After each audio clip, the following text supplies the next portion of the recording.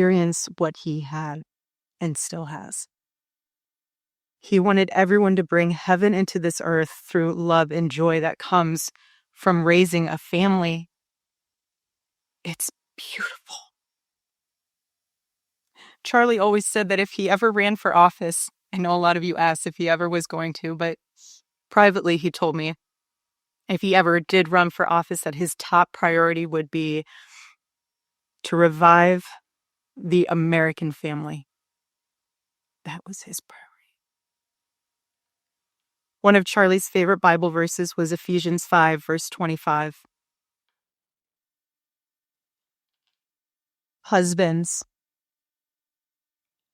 love your wives as Christ loved the church and gave himself up for her. My husband laid down his life for me, for our nation, for our children. He showed the ultimate and true covenantal love. I will never, ever have the words to describe the loss that I feel in my heart. I honestly have no idea what any of this means. I know that God does, but I don't. But Charlie, baby, I know you do too. I know you do. So does our Lord. And our world is filled with evil. But our God, you guys, our God is so good. He's so incredibly good. And we know that for those who love God, all things work together for good, for those who are called according to his purpose. Already I have seen the worldwide outpouring of love for my husband. I've heard the testimonies from people my husband inspired to get married, to start families, to seek out a relationship with God. It's the most important one of all.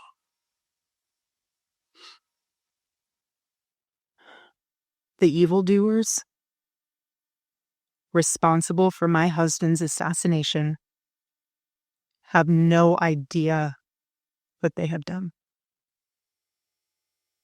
They killed Charlie because he preached a message of patriotism, faith, and of God's merciful love.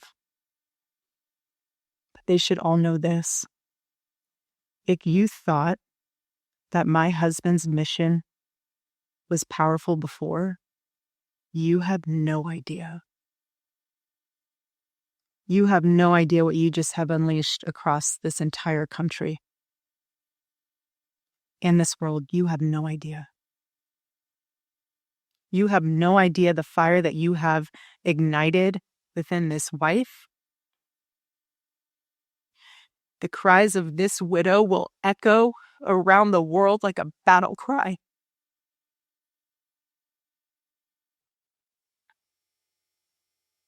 To everyone listening tonight across America, the movement my husband built will not die. It won't. I refuse to let that happen. It will not die. All of us will refuse to let that happen. No one will ever forget my husband's name, and I will make sure of it. It will become stronger, bolder, louder, and greater than ever. My husband's mission will not end, not even for a moment. And one of Charlie's greatest talents was his ability, this phenomenal ability to choose great people to follow him. He could always find the ones who could handle any setback. And it's almost like he knew. He could see it in you. Even when you couldn't see it in yourself, he just knew. He knew you could handle it. You thought you only had 5% left, and he knew you had 15. He knew you were ready to go that extra mile even when you didn't. He always challenged people around him to work harder and to be better. He never gave up. And I love knowing that one of his mottos was never surrender. So I want to tell you that we'll never surrender. We never will. Ever. Ever. Our campus tour this fall will continue. There will be even more tours in the years to come. America Fest here in Phoenix this December will go on. It will be greater than ever. The radio and podcast show that he was so proud of will go on. And in a world filled with chaos, doubt, and uncertainty, my husband's voice will remain.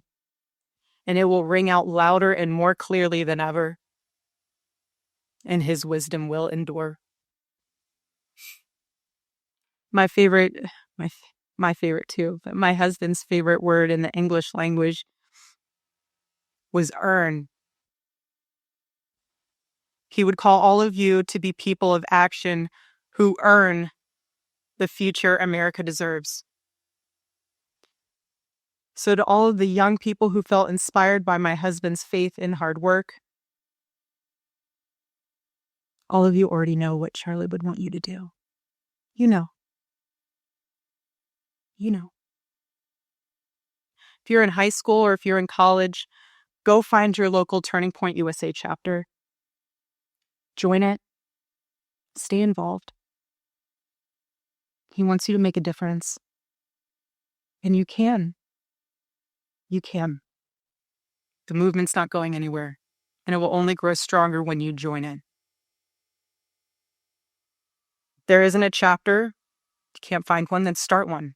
There is no excuse. You can start one. And as my husband used to say in this room, every single day, if you want to get involved, the best way you can do that is going to tpusa.com. That's what he would say every day from this chair. Every single day. I watched his show every day, and he would always say, if you want to get involved, go to tpusa.com.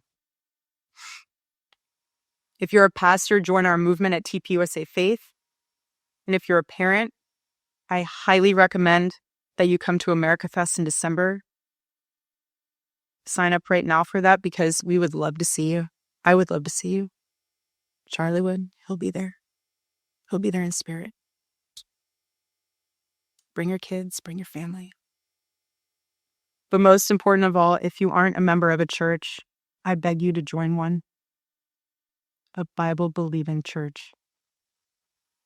Our battle is not simply a political one. Above all, it is spiritual. It is spiritual. The spiritual warfare is palpable. Charlie loved his Savior with all of his heart, and he wanted every one of you to know him too. He wanted everyone to know that if they confess the Lord Jesus Christ who rose from the dead, then they will be saved. Hear me when I say this, nobody is ever too young to know the gospel. Nobody. Nobody is ever too young to get involved with saving this beautiful country, this country my husband loved and still loves. And nobody is ever too old either. There's no age limit. I know my husband is still here. He's watching over us. I don't remember the last time I slept. I couldn't sleep last night. And Charlie, baby. Charlie, I promise. I will never let your legacy die, baby. I won't. I promise I'll make Turning Point USA the biggest thing that this nation has ever seen. I promise. Charlie, I love you. I love you, baby. Rest in the arms of our Lord as he blankets you with the words I know your heart always strives to hear.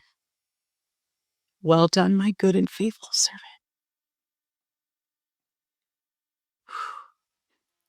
When I got home last night, Gigi, our daughter, just ran into my arms.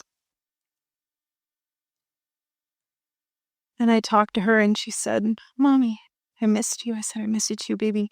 She goes, "Where's Daddy?" What do you tell a 3-year-old? He's 3. I said, "Baby, Daddy loves you so much. Don't you worry. He's on a work trip with Jesus, so he can afford your blueberry budget." And my goodness, am I so humbled to witness, Charlie, you alongside Jesus right now, doing what you always want to do, baby. Making heaven crowded, right? That's what it's all about. Making heaven crowded. I can't wait to see you again one day. Thank you all again who love my husband, who supported him, who wrote him an email every single day during his radio show. He read all of them. All of them.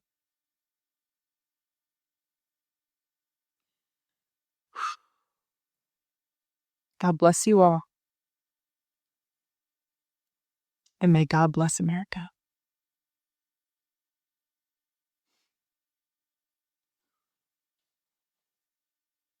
She wrapped it up. Okay. First, let me say this. That was an extremely powerful testimony. If you're not moved by that and you call yourself a Christian, I got some bad news for you. You're probably not a Christian. To stand in the way of death and see your husband die in front of your children, and still the main message is salvation, that you can be saved through Jesus Christ.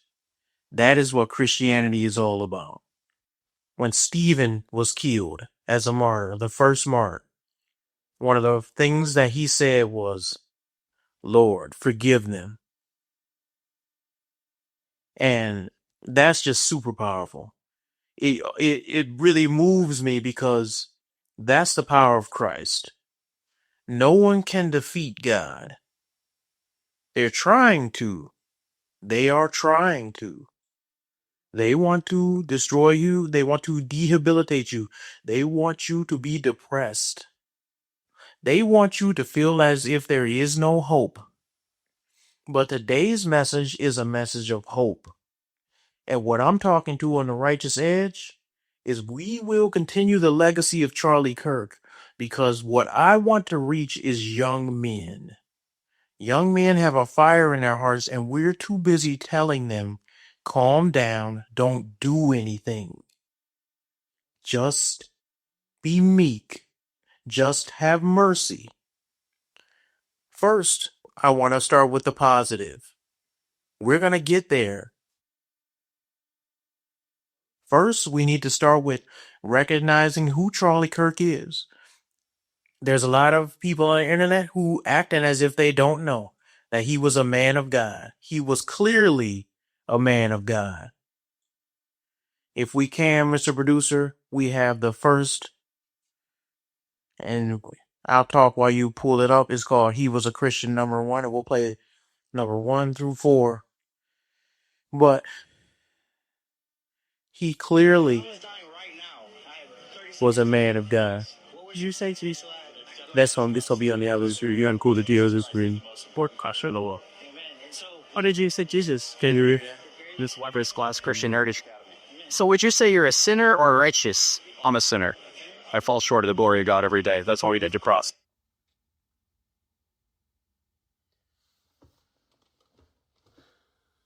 I know there's a million videos out there right now.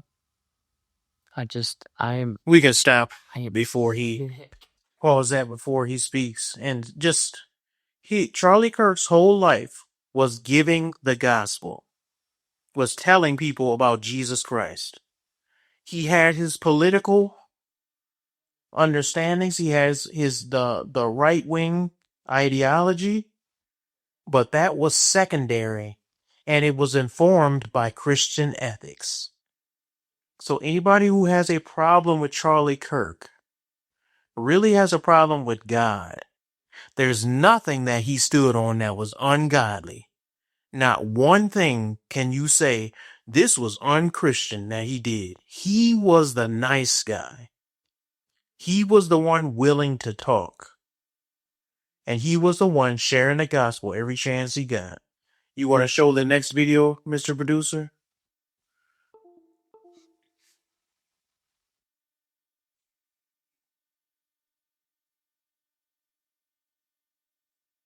I don't know, it's difficult. How do you want to be remembered? If I were to die, everything just goes away. How would you, if you could be associated with one thing, how would you want to be remembered? I want to be remembered for courage for my faith. That would be the most important thing, please. Jesus saved my life. I'm a sinner, gave my life to Christ, most important decision I ever made.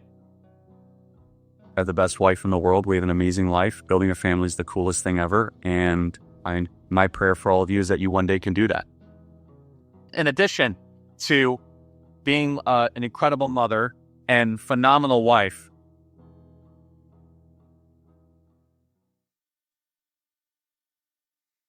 All right, Mr. Producer, you want to play the third video? so I do not have hate for a group. I do not have hate for a people. Just so I can get it on my camera. So Don't worry, we got plenty of cameras, but yeah. But yes, so you do not hate the LGBT community. Turning Point is not against LGBT. How could I hate that which I have a heart for? Thank you. And I might not agree at that for some of the lifestyle choices that some people made, but of course not. And if someone said, Charlie, what's your view on marriage? I say, I believe marriage is between one man and one woman. But if you ask me, what do I have hate in my heart for somebody that doesn't choose the lifestyle that I believe that God laid out in the scriptures? Of course not. The question is macro Islam compatible with Western values? Macro. Of course it's not. There are three major reasons. One, Islam does not believe in freedom of speech. Islam does not believe in freedom of religion. And Islam does not believe in separation of mosque and state. What stood out to you about that video?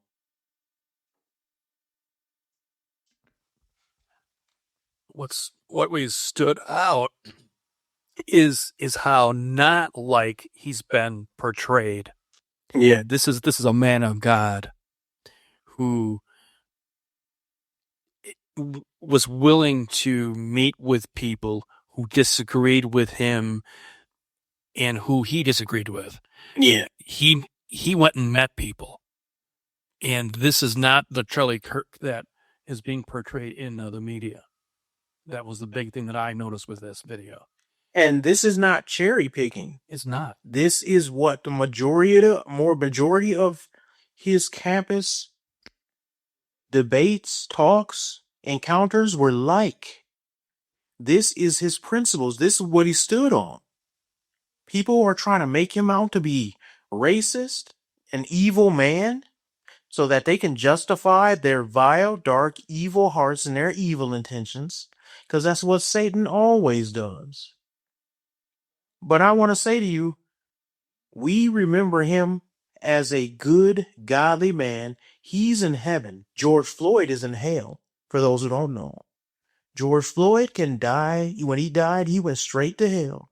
Charlie Kirk, when he died, he went straight to heaven.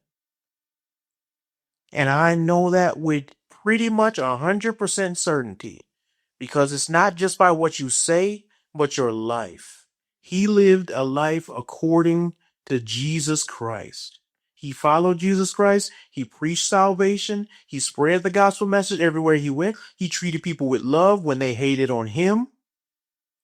To his dying day, he spread the gospel. So let's play the last video we have here, number 4. The spiritual battle is coming to the West.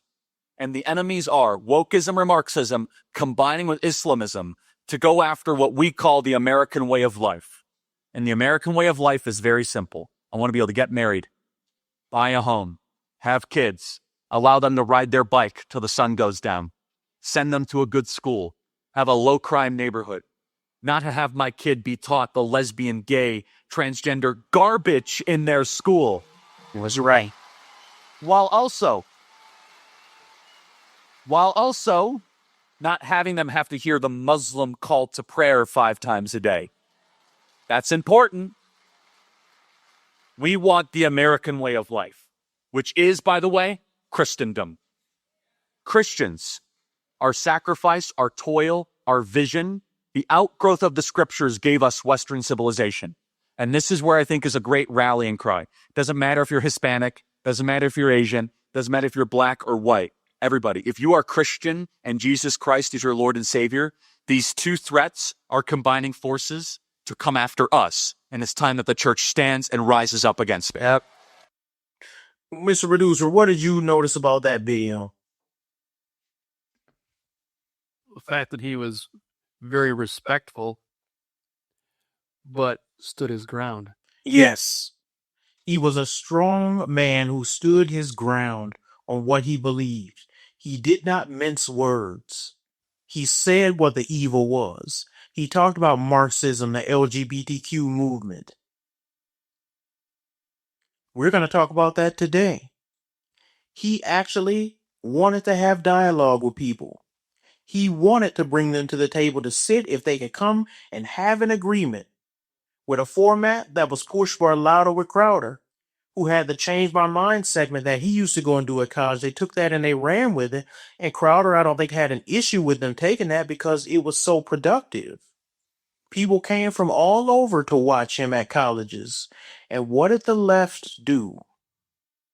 What did they do to him?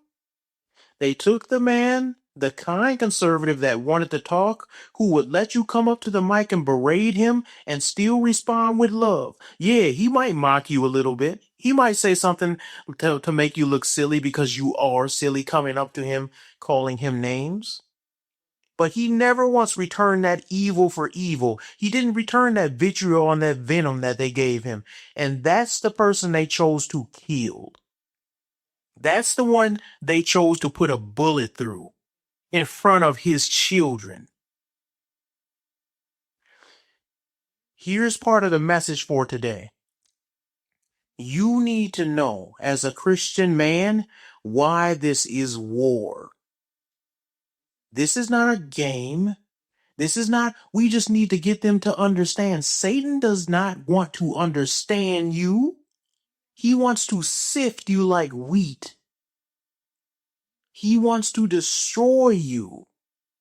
And I'm not saying Charlie Kirk was wrong. In fact, I think one of the things that his assassination showed us is how far the evil side is willing to go that we did not understand before. We did not think they would ever go this far to do what they did. And yes, it's they. We'll get into it. It's all of them.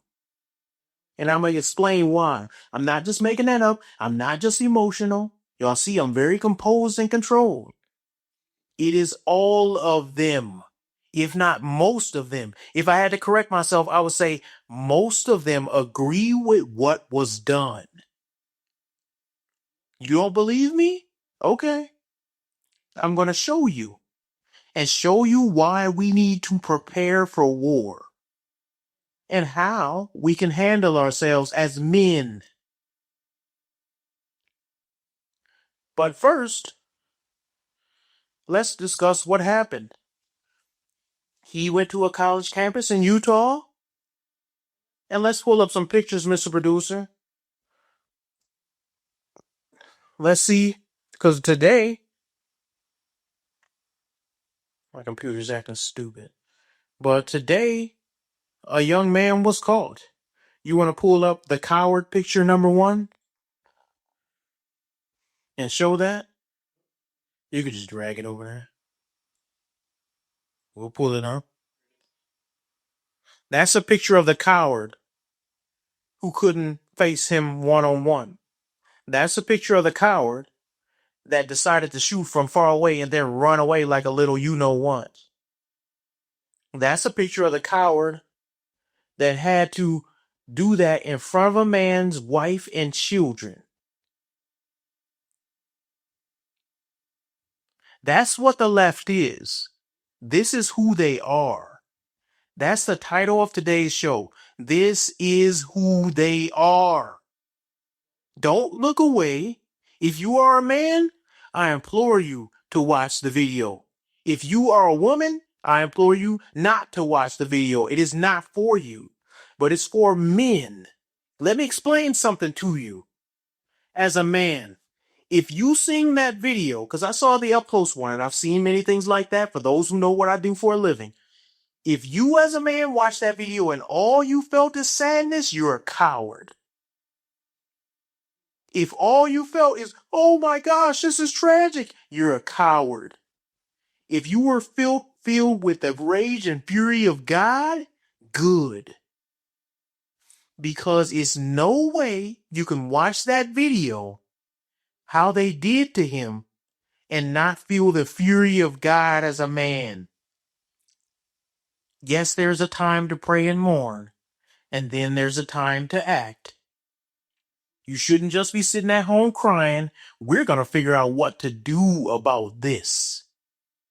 What do we do about something like this? And here's the thing. Every little bit of information that I get fills me with more and more anger. The fact that when he was shot, the gunshot scared his daughter, who's 3 years old, and who did she run to? Her dad, who was bleeding out. And these liberals are laughing about it. They're laughing about it. They're looking at the camera, fixing it up, and they looking at you and they're saying, ha, ha, ha, ha, ha. Not even an ounce of remorse. Not even an ounce of class. They don't care that you're crying. They don't care that his wife said a good gospel message leading them to Christ. They do not care. This is the people that we're dealing with. Destiny got up there and said he's really not a great person and tried to point out all the things in the past Charlie Kirk has ever said that would piss off some liberals. He picked today to do that. This is who they are. Dean Withers got on camera, started crying like a little bitch, like he's oh, I'm so sad. And then in the background, while he's crying on camera, in his Discord, he held a poll asking, did Charlie Kirk deserve it? And 80% of his followers said yes. We are not dealing with people who have our best interests at heart and just disagree with how the country should be run. We're not dealing with people who, oh, they can be reasoned with if you give them a little bit of logic and destroy their arguments. We're not dealing with people who just have a little bit of a different perspective on Christianity. We're dealing with people who want you dead.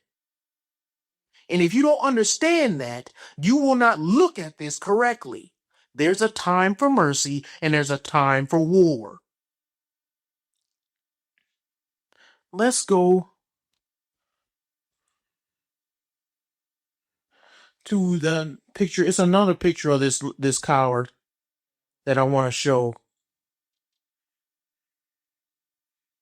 I want people to see him. That's his mugshot.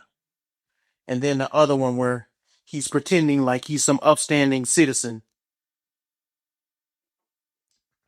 Here's the mugshot right here. That's the mugshot of the coward. And from what I hear from the press conference, his father turned him in. Let me say this. I commend his father for turning in the son, but I don't commend him that much because you raised a little monster. And if it was up to me, you would be held responsible for what the little punk did too. I'm being dead serious. If that happened to my child or my wife or somebody I love, God is working on me, but he's still working. And they mess with people who they know nice enough and godly enough to not fight them back. I pray that one day they try with me. I pray for the day. One day they try with somebody who's going to play right back with you. And I'm not just saying that either, because one of the great things about when you try to silence people like this is now you done fill people with the fury of God, and we not going to stop. And they just think, and see, liberals think that everybody like them, that we just talk. That's why they get on there and they just talk. And they just yap, yap, yap, and then they lose their jobs for stupid stuff they've said. I pray that God give me the opportunity to get the righteous edge to enough of a following to where we can enact change, where we can get men together that will provide justice for those who cannot protect themselves. Y'all know what I'm talking about. Where we can get godly men who do not care about the fear of, oh, they might do this and they might do that. Godly men who will take a light into the darkness, and we will share the gospel and we will show mercy. But sometimes our mercy is putting an end to the evil before you can reap more judgment from God. My judgment may be mercy so that you don't get the full judgment of God. And I'm getting quite sick of these weak Christians that the first thing they want to say is, let's be more passive. Let's not be angry. What are you talking about? The Bible says God is angry with the wicked every day. The Bible says that God will not be mocked.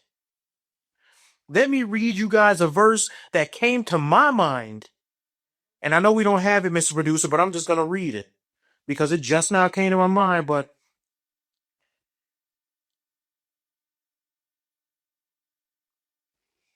Psalms 144. Praise be to the Lord, my rock, who trains my hands for war and my fingers for battle. He is my loving God and my fortress, my stronghold and my deliverer, my shield in whom I take refuge, who subdues people under me.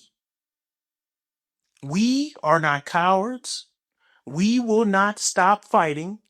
We are even going to get worse. If this channel grows, we will be the protector type Christians. We ain't to just sit and play kumbaya and stand back and turn the other cheek. We only got two cheeks, and then after that, we have a sword. We are not the type to play. And that's just the people I hang around. And I hope to grow. I hope to grow to a group of men who can go to places and protect people like Charlie Kirk and do things that he's not willing to do because he's a good man who had clean hands. Now, I'm not saying I have dirty hands, but what I am saying is somebody got to be willing to grab somebody else sometime. Somebody got to be willing to say, oh, you want to try that? Well, here's the response for you. And we will lose no sleep over the response. Next, what I want to talk about, what I want to talk about is we had the coward that did what he did. Why do I keep saying all of them? I talked to you about Dean Withers and how he had the secret poll talking about, did Charlie Kirk deserve it? Meanwhile, he was crying. And then you recognize it wasn't 50% that said he deserved it. It wasn't a meager 20%. It was 80% of these idiots said it. You think we can reason with 80%? 80% thinks Charlie Kirk deserved that in front of his daughter? 80%. If I went to my church right now and the pastor was straight up killed in my church, 80% of my congregation would not go and say, oh, we have to go and get vengeance on that guy who did it. My congregation who would just have seen their pastor, 80% of them wouldn't even agree with getting vengeance. They would say vengeance is of the Lord. Now, some of us would. But it shows how evil. They don't even know Charlie Kirk, and they want him dead. And they laugh about it. You won't know. Look, it wasn't. Here's what y'all don't understand. Because there's a couple liberals out there pretending like they didn't see what I saw. When I scrolled, I was trying to see people and mourn along with them. I was trying to say, you know what? I know Candace Owens is hurting right now. I know Tatum, Officer Tatum is hurting right now. I know these people. I want to see what they have to say. Have they posted anything? I want to know all his friends at Turning Point USA and all his friends at the Daily Wire. I want to see what they have to say because I know they're hurting right now. Maybe they need some encouragement. I hope they're getting monetary help from this because now man is gone. I wanted to see that. And you know what I saw? Instead, what I saw is not hundreds, thousands of liberals. Thousands of liberals. And you know how I know it was thousands? Because out of 100 I saw on my feed, I would click on there to see what they said, and other people would post 4 more, and then there's 4 more, and then under that, there's 10 more, and then after that, there's 20 more, and then I would click on another one, and it was a total different group of 4 more, 10 more, 6 more, all posting, and then I got on TikTok, and it was even worse. How in the world do we have this many people who want my man's blood? Unless we are dealing with actual people who are demon-possessed, evil people who have given themselves to Satan. They are no longer reasonable. What do you do with someone who is not reasonable? I'm going to tell you what we're going to do. I'm going to give you what I think we should do in a little bit. But let's talk about who they are for those who don't believe me. And here's another thing I was going to say, Mr. Producer, is that I wasn't going to go over some of this stuff until I really was convicted because I said, you know what? This is a time for mourning, right? And you don't want to just focus on the evil that people do. But then when I saw a couple Christians, they did not recognize and still failed to recognize the evil they're dealing with. They were saying things like, we still need to, try to reach out and have mercy on these people, and all of them are bad. They just have a difference of opinion. And it's not really that many people wishing bad on Charlie. It's really, that's not the majority. They don't represent all of the left. That ain't true. The majority of the left, I would say 80 to 90%, wished that this had happened and are happy that it happened. The reason why, if you want to get psychological, the rhetoric they spew, they don't have a God to hold them in place like we do. They don't have a God of mercy. They don't have the God, Jesus Christ, who says, love your enemies. Love your wife even more than yourself. They don't have that God. Their God is liberalism. And who opposes liberalism? They call you a fascist. They call you a Nazi. And here's the reality. Let's think logically. If somebody is a fascist or a Nazi, and they really claim that people like Trump, people like Charlie Kirk, people like anybody that they disagree with, to be honest, perpetuate the ideas that put Jews in concentration camps and kill people by the millions, you would be a fool not to try to physically stop them. If you believe somebody was a Nazi and they were an evil dictator, you would be a fool not to try to stop. You would actually be evil not to try to take the shot. And that's what they make people out to be. If they believe you are the most epitome of evil and they just have a chance to stop you because that's their rhetoric about all of us. Look, remember when the kids drowned?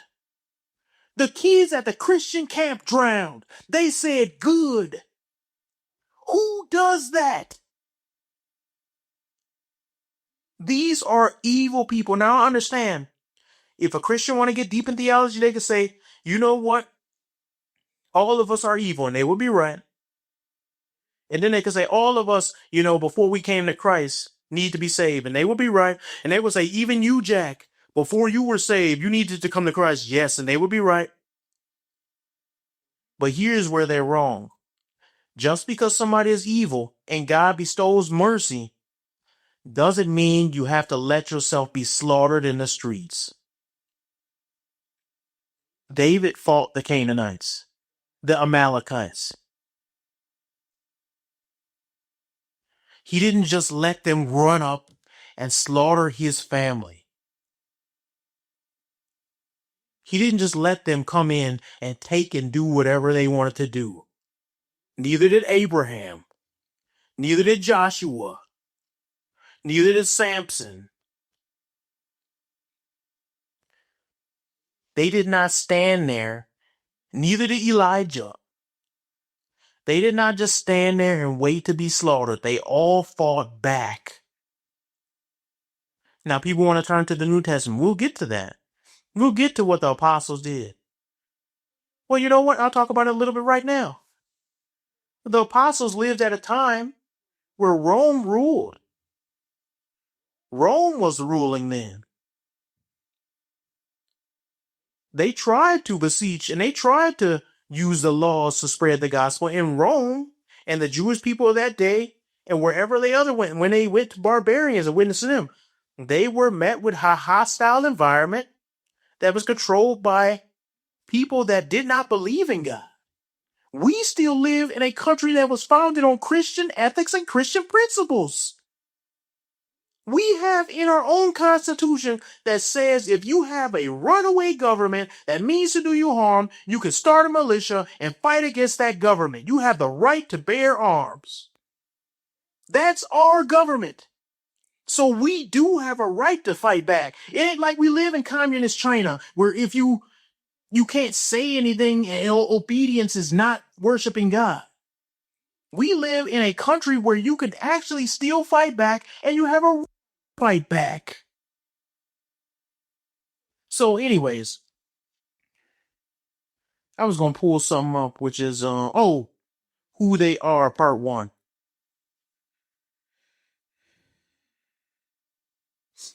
And this is just a couple screenshots, but we're going to get to it. I don't know, Mr. Producer, if you want to read that. Sure. So this was from Laura Loomer. Charlie Kirk was just shot while speaking in Utah. And then she continues, let us all pray for his recovery and the safety of all attendees. This is horrific. And there's a response from this Andrew Kimmel who says, if only thoughts and prayers worked. Why would you say that now? Why would you say that now? Because these people are evil. It ain't just one. It ain't just two. It ain't just 20%. It's the majority of them. Let's go to the next one. You need to know what evil you're facing. Oh, that's his information. Oh, yeah. What's his name?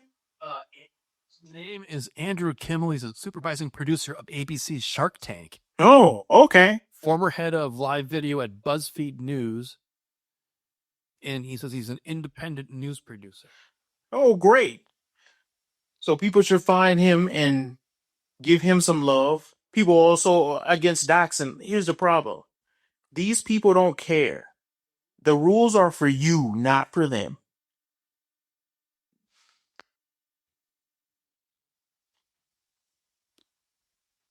Let's go to the next one.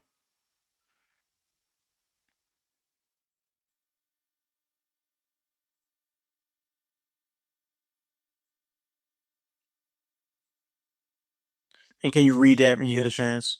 So, and excuse my language, but F the high road. I am tired of having to be the bigger person while the other side destroys the world to line the pockets of CEOs and oligarchs. Charlie Kirk recently said that he thought gun violence victims and mass shooter victims are a reasonable price to pay for the Second Amendment. F that guy. Ironic, isn't it? Look at that. This is not said years after this man passed away. This is said on the same day. Knowing he has a daughter and wife. Let's go to the next one.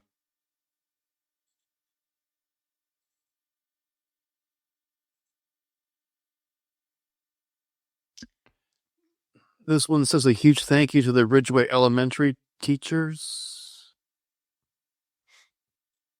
Oh, okay. I think that's one of their information. We probably got out of order. Okay. Yeah, here's another one from Kelly Steele Magnolia. This may not be the obituary we were all hoping to wake up to, but this is a close second for me. Wow. So what she's saying is she wished they would have killed Trump, but killing Charlie Kirk is second good. Is comes secondary. It's like second place for them. This is who they are. You want to know another way that I know it's the majority of them? Because every one of these posts has hundreds of thousands of likes too. So there's some idiots, it's some liberals that's too scared to say it, but they'll still like it. It's not conservatives liking it. It's liberals out there liking it. So for every one that was bold enough to say something, there's hundreds and thousands of them that like it, that stand behind it. Let's go to the next one.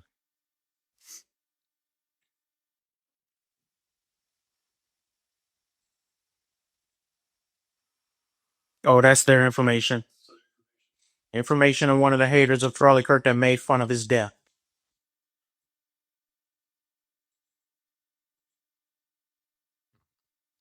I think that's more information. There's more. Wow. What does that one say? This one says half-mast for the literal racist, homophobe, misogynist. So to these people, being against them, standing up for godly values, being against homosexuality, is worthy of death to them. That's what you need to know. You standing up against homosexuality, against trans men, men in dresses dancing in front of little kids, is worthy of death to them. He didn't do anything. He didn't hurt anybody. He just spoke against what they believe, and they believe that is worthy of death. If we can, I think we have some more information, but I think it's one more. I think it's who they are 9. Who they are, number 8, yes. Yeah. It's some more information here. Yep. And then there's this. This is that same lady. I just know if Hitler would have died in 2025, you all would pull the I'm not a Nazi. I don't agree with his views, but he was a human being. You all are sick. Rest in peace, Charlie Kirk. This is what they have to say to a man whose family is going through mourning. He hasn't done anything to these people. None of these people know him personally. He hasn't come to their house and kicked over their lawn. He hasn't dumped out garbage or toilet paper their yard. This is the man that they wanted to die. Do not think that these people deserve anything from you. Mercy is undeserved as it is, but don't think these people deserve any sympathy. Don't think, look, here's the thing.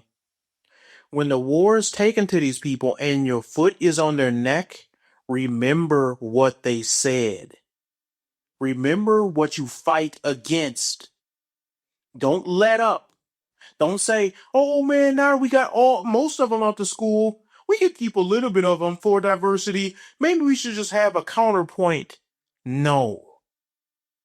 These people do not deserve to have any quarter with us. They don't deserve to be in the schools. They don't deserve to have a say in how we run our government. These people are insane. We are the ones who say you should have dialogue. They're the ones who say you deserve to die for disagreeing with them. Let's continue here. And you know what? So a lot of men get frustrated because then they say, what should you do? We always talking about what the problem is, but what's the solution? Well, I'm going to give you guys a solution. And I wrote these down earlier when I was thinking about it because I said, what would I encourage a large group of men to do? And I wrote down a bunch of points that address that. First thing that you should do, recognize them as evil demons they are. Recognize them as the evil, demon-possessed people they are. Either they're demon-possessed or demon-influenced. That doesn't mean that they are not responsible. They are purposely giving themselves over to Satan. These are evil people. And our country is filled with them. These are people that laugh when they have abortion. I saw a woman with a shirt on online. I didn't see her in person, who said, "I've had 9 abortions and they were fun." Something along those lines. These are evil people. They know what they're doing is evil and they don't care. What should have opened your eyes is how many of them are out there that have the audacity to laugh at a man's death. So recognize them as the evil demon-possessed people they are, and recognize this is a spiritual war and it's becoming a physical war. That's point number 1. Now, what do you do at that point? They want to sexualize your children. They laugh when your children die, like they did with the kids who drowned. They will make every attempt to kill you if they cannot silence you. They've proven that. They only want to talk when they don't have the guns. You need to arm yourself. When they have the guns, we die. When we have the guns, we can have a dialogue. Do you understand? We cannot give quarter to evil people. You have to be ready to do damage just so we can have a dialogue. For us to have an even dialogue with any leftists, we have to have the power. We can never let them have the power, because this is what they do.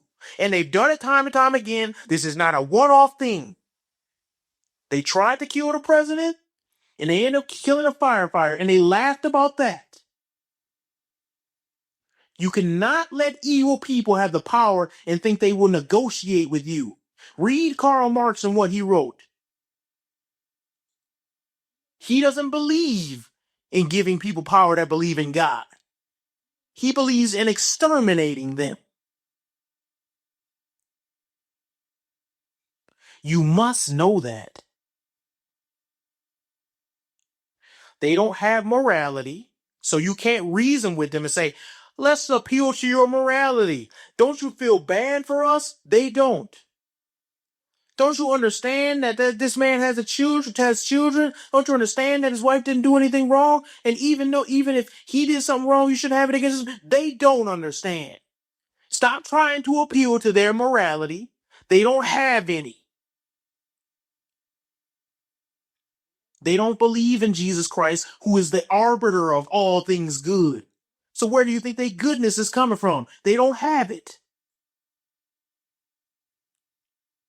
Here's the second step, and this is where we get more active. Listen to me close now. I'm never going to tell you to do anything illegal. I'm never going to tell you to do anything against the law, but I will make some statements here that if you need some more clarification, please ask me. Step number 2, infiltrate them wherever they are. Leftist groups, Antifa, leftist meetups, school organizations, school board leaderships, government institutions, infiltrate them everywhere. Even if you gotta pretend like, yeah, you know what, I'm kind of a leftist too, I kind of agree with you. Infiltrate them. Get in there. Dress like them. You go to an Antifa meeting, put your little Antifa costume on. Go, do it. Joshua did it. They snuck into plenty lands, dressed up like them people, and they went up in there. Infiltrate these groups. Go in there, learn their rhetoric, learn how they act, and get inside. Then, you know what? Pretend to agree with them until they disrupt. Get into an Antifa group, act like you one of them until they start doing some violent stuff. Then all of a sudden, they're getting hit in the back of the head when they were trying to do damage to somebody in front of them. Protect those who need protecting. Here's another one. And what I'm saying is do everything lawful. I'm not saying get in there and just start beating people up. I'm saying wait till they do something that's crooked. Wait till they do something wrong and then let them have it. Defend yourself to your full capabilities to the extent of the law. You don't have to let other people get beat up in front of you. You don't have to let yourself get beat up. These cowards put on masks. They want to fight. Give them the fight. And I'm talking physical. You don't have to let people get beat up. I saw a coward conservative talking about, I just got punched by 2 liberals the other day, and I let them punch me to expose how evil they were. They don't care how evil you think they are. Fight back. Fight back. You ain't noble for getting beat up. You're a coward. Fight. You were created in the image of God. Don't let them disrespect God by disrespecting you.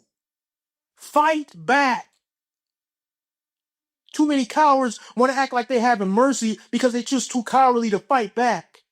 You're not a man. You're standing behind, oh, I'm having mercy on them. You don't have mercy. You're getting beat up and you just choose not to fight back. If they want to debate in good faith, engage them in good faith. The moment it becomes not good faith, the debate is over and now we ridicule you till you cry. We will say whatever that will hurt your feelings. If those who don't believe this is biblical, look at what Elijah did when he was approached by the evil prophets of Baal. He ridiculed them as they were cutting themselves and crying. We will do the same. We don't sit back and just let people mock our God. David said, oh, who mocking God? Let me at them. He wasn't no little wuss who just took it. He said, oh, y'all want to mock the living God in front of me and y'all ain't doing nothing about this? Let me go. Y'all get me riled up over here. If they engage in good faith, you engage them in good faith. If they want to play that stupid stuff, then you play that stupid stuff with them. You want to ridicule? I ridicule. I'm smarter than you. I'm better than you. I will put you down and hurt your feelings far more than you could hurt my feelings. If the leftists want to play, then let's play. There is no more stuff. Oh, you shouldn't have said that about my mom. I'm saying what would hurt you. Oh, you want to say something that would hurt me? I'm going to say something true that would hurt you. I don't necessarily got to be evil spirited. I can say stuff that would hurt a man dressed in a dress that will be absolutely true and godly, and he would go home and cry. It's nothing he could say to me that's going to make me cry. All I got to tell him is his proper gender, and he's going to cry.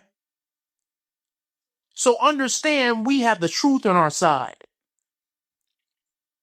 If they make threats or attempt to be violent in any way, defend yourself to your full capability, rendering them unable to do anything else to anyone else. I'm not saying go hunt people down. I'm not saying go looking for fights. But if they look for a fight and they're going out there looking for fights, infiltrate them and fight them from within and protect the people around you. They went through Black Lives Matter and they burned down the cities. They scooped up white people and beat them up in the middle of the streets. Fight back. Don't let these people scare you. They want to silence you, and now they want to play victim and act like, we're not the one. You guys did it too. I don't no longer care about your opinions. I'll put it this way. Even if they want to act like it's equal, which it is not, you don't get to beat the good guys. You don't get to beat the good guys. We always win. Show them we always win. That's what I teach my sons. You never let up. I've been wrestling for 6 years, teaching it dang, I don't even know how long I've been teaching wrestling. But in wrestling, you do not give up. You can't choke me out because I'm never going to run out of breath.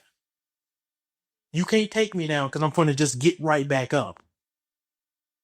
You have to have the warrior mentality.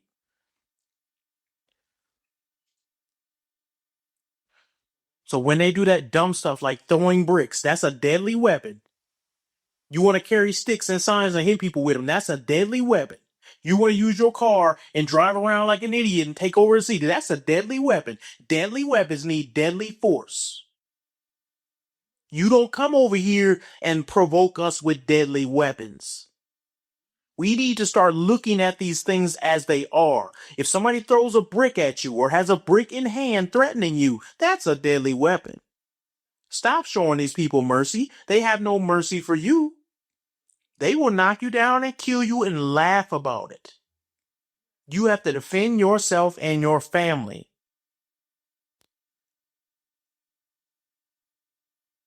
Here's the number 3 that we need to do, and that is totally lawful.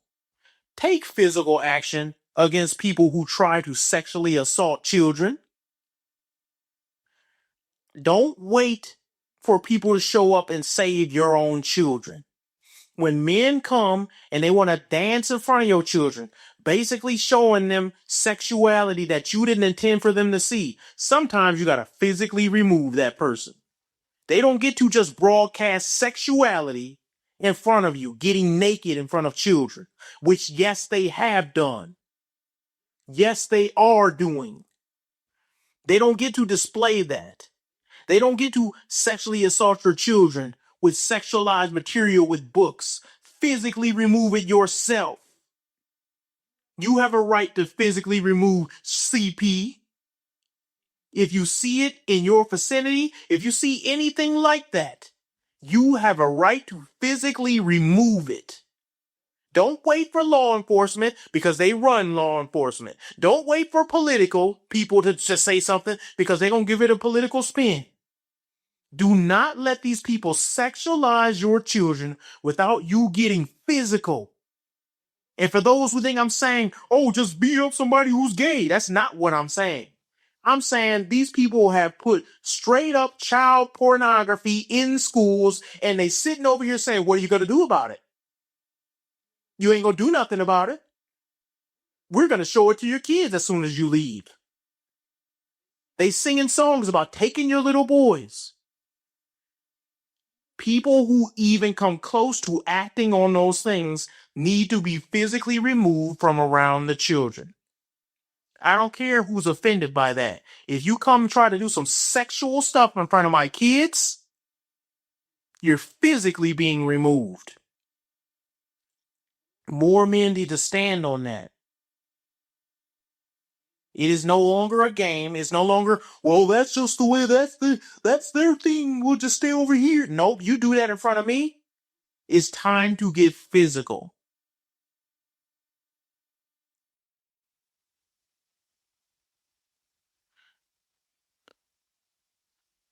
Number 5, indoctrinate your children. Yep, I said it. Indoctrinate them for God.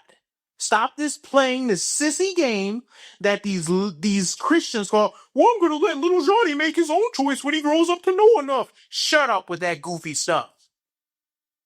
You're not a man. They will indoctrinate your kids. And then if your kids happen to go to a Christian camp and they die there, they will laugh at them.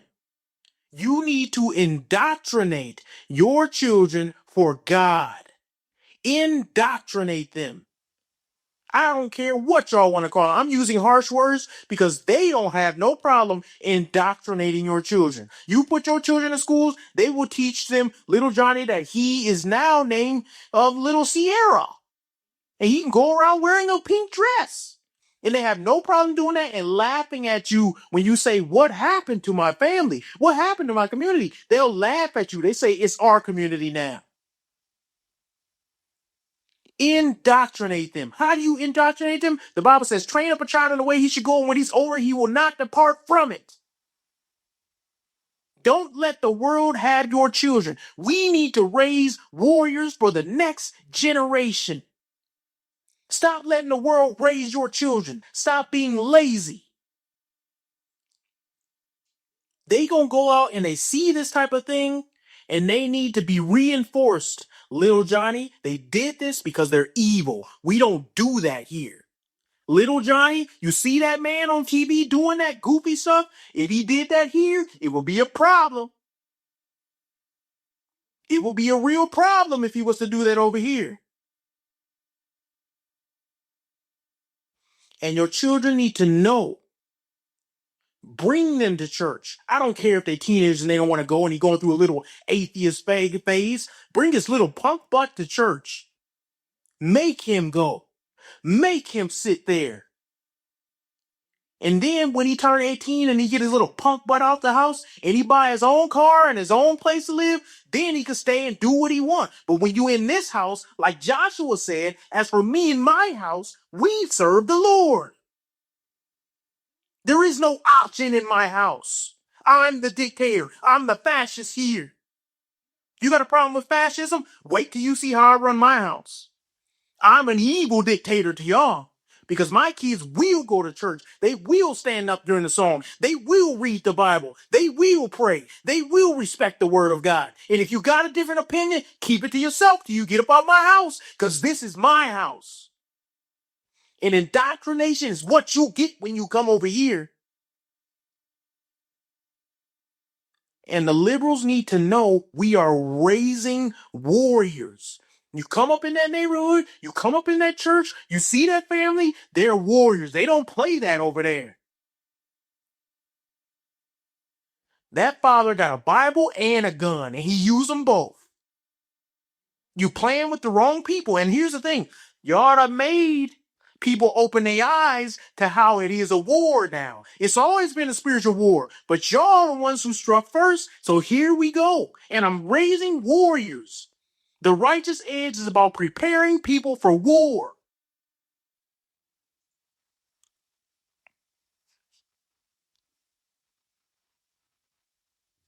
Here's the next step. And this is just as important as the other ones.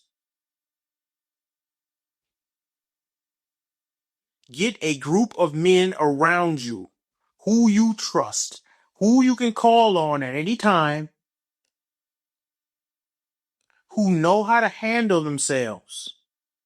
Get a group of men who will have your back, who will encourage you. You should already have a church. If you don't, shame on you. I'm not talking about just in your church. I'm talking about a group of men who can handle themselves that you could call on if trouble were to befall you. If somebody needs to do you harm, you have these men you can call. I have some of these men around me, and I've had some of them on the show. If somebody meant to do me harm and they wanted to surround my house, I'm going to make sure they fear me more than I fear them. And my group, if they were to respond, it's trouble for everybody who means to do me harm. You need a group of men. If you don't have them, we're building at the righteous edge.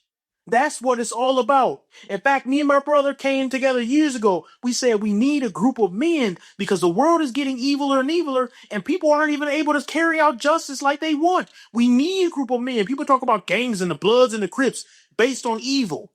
We need a gang of Christian men who are willing to stand on what's right. I have a small group, and it needs to be bigger. We need to gather together. We need to make plans.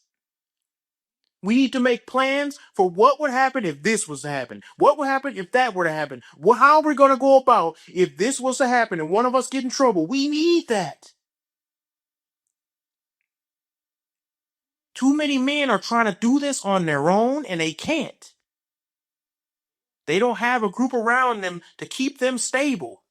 They don't have a group around them, so they go to their wife and, yes, honey, yes, dear, whatever you say, dear. That's why y'all like that. Y'all don't have a strong group of men around you to let you know, stop being a wuss.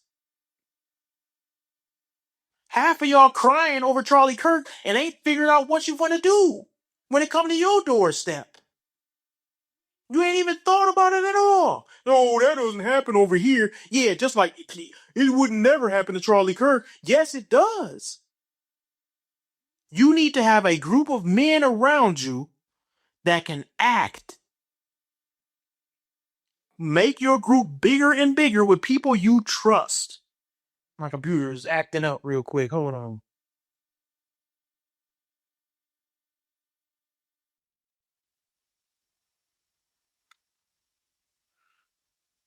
This thing just totally restarted. So anyways, Mr. Producer, what do you think about that list? I can go over quickly too. That's a pretty strong list, Jack. Yeah, man. I mean, thorough and right on point. I mean, you can't do this by yourself. Yeah. But you also can't. It's you can't think it can't happen to me because it can. It can. It can. And it's happening now. And it is. People have called me a fascist. They've tried to. People have threatened that they was gonna come and find me. They did all types of goofy stuff to me already. I'm not even famous. I'm a nobody. So imagine when we grow. But you need some men who are gonna say, "No, we're not playing that." And not only we not playing that, because people talk so much on the internet that they forgot what men who have action even look like.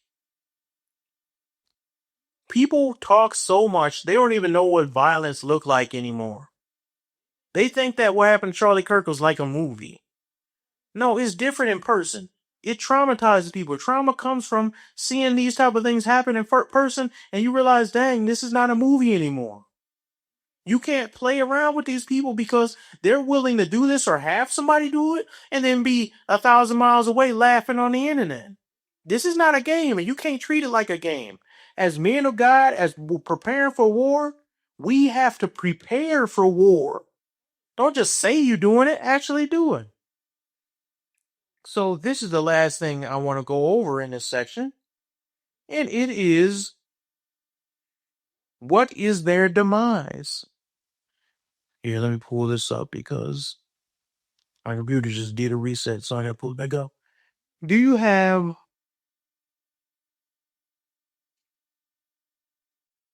the make them pay one?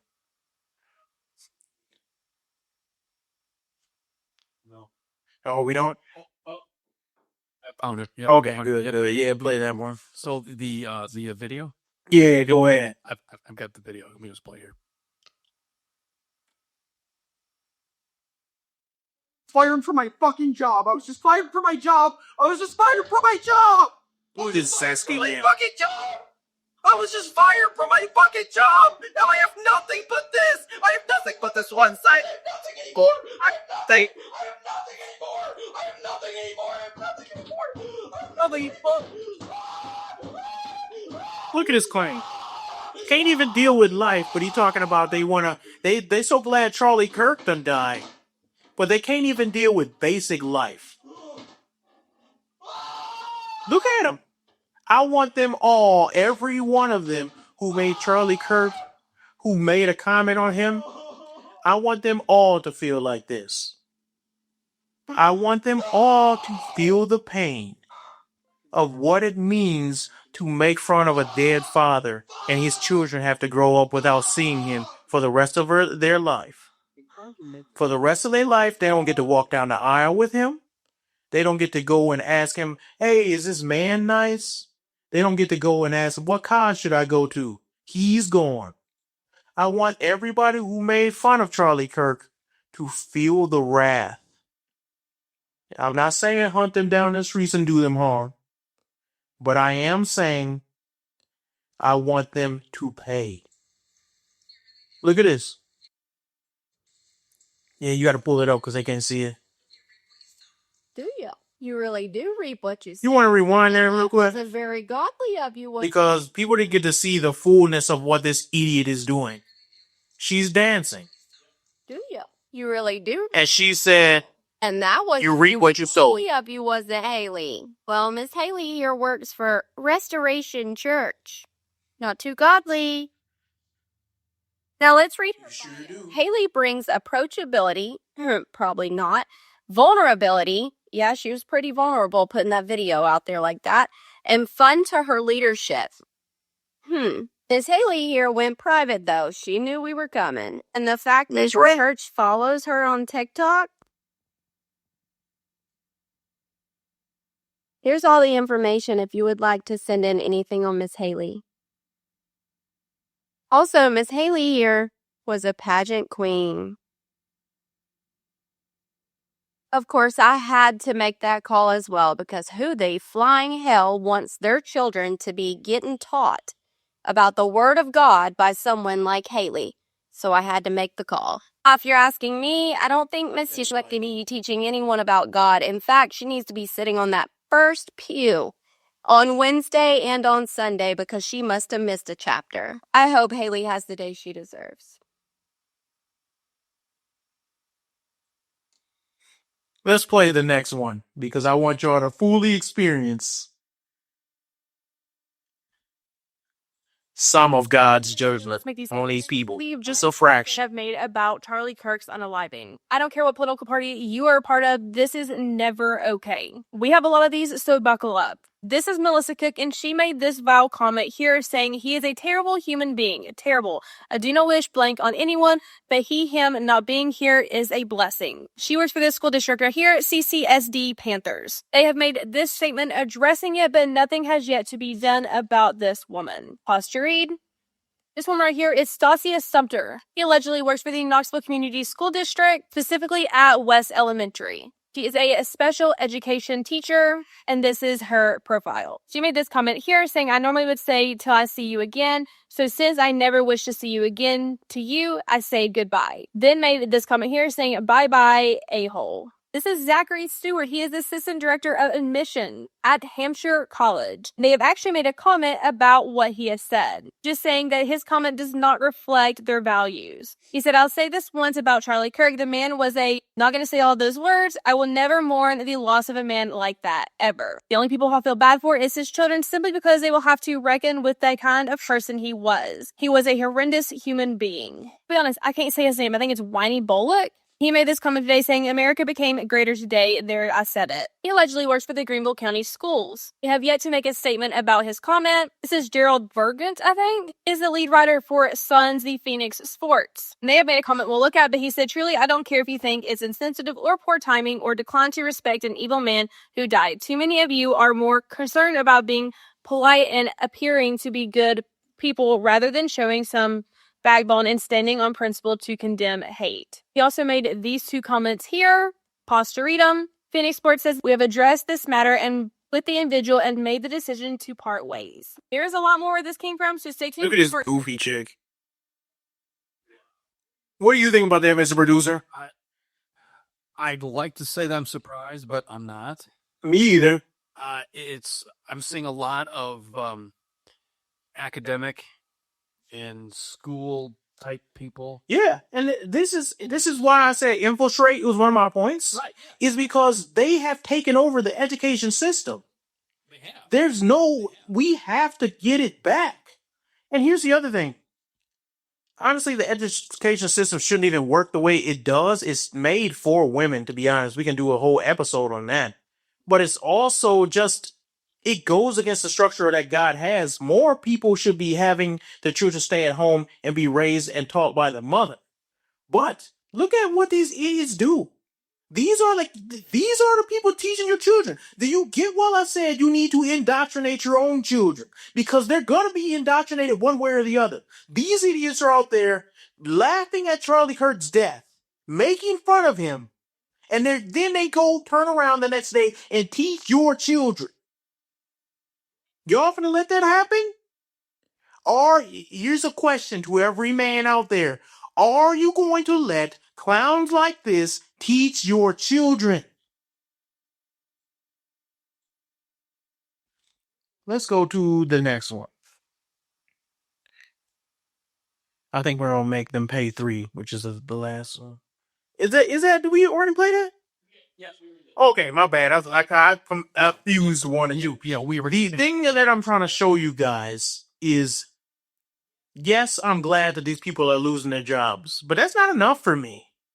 It is not enough for me that a couple thousand people lose their jobs because they really let what they believe out. The truth came out.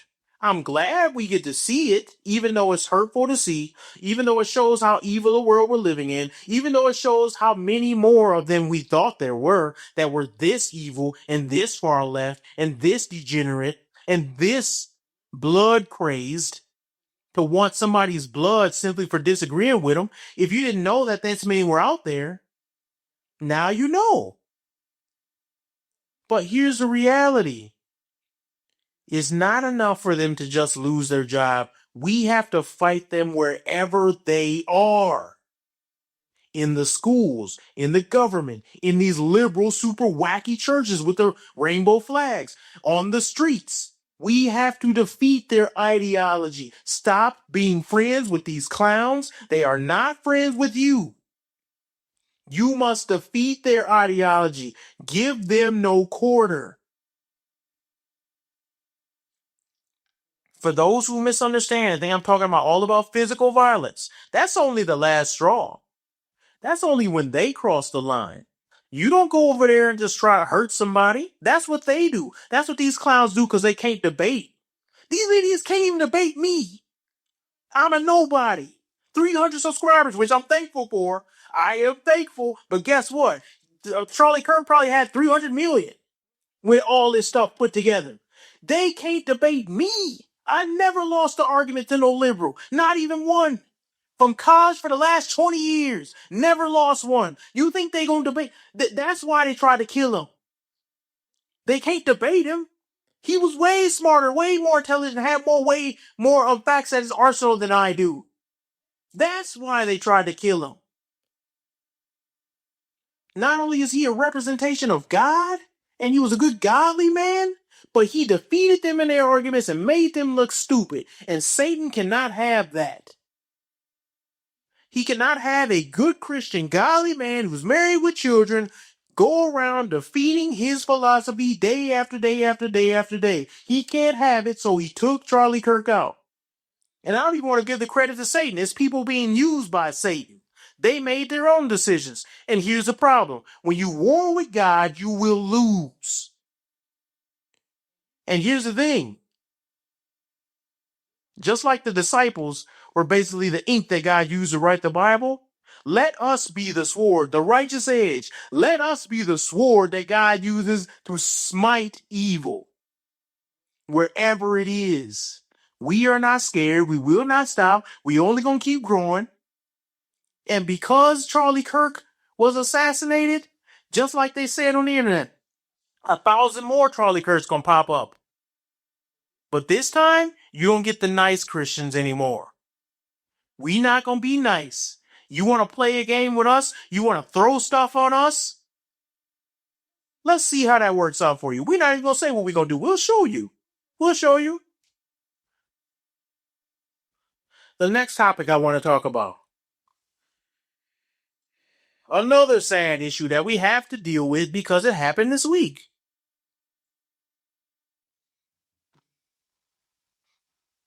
Let me get set real quick. I'm gonna mess up this lady's name, but everybody will know who I'm talking about. On a subway station, in the subway train, a white woman got on and she sat in front of a black man. And while she was sitting there minding her own business, not knowing who was behind her, that black man got up and he stabbed her to death. I watched that video because I've seen things like that in real life. I'm not going to say it didn't bother me because it always bothers me to see innocent people get hurt. It should always bother you. Even if you do stuff like that for a living. Not do stuff like harm people, but see people get hurt. The reason why it bothers me is because every man is made in the image of God and life is precious. Because of that, we have to respect people's life. This man, a monster is not a vile enough word for him. This was racially motivated. Don't believe this lie. Oh, well, he was just crazy. He was schizophrenic. I don't care what he was. It was racially motivated. If I was sitting there, he wouldn't have done it to me. He wouldn't have done it to me. He did it because it was a white woman and he knew she could not defend herself. Let's see if I got some.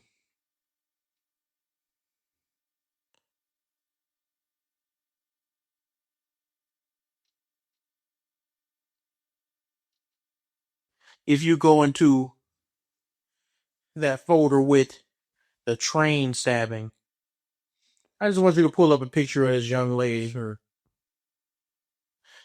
because it's insane to me that,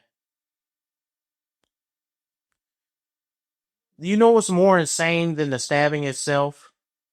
That the people on the train didn't even help her. They just sat there and watched as she bled to death. Some accounts say that it took 2.5 minutes for somebody to even come check up on her.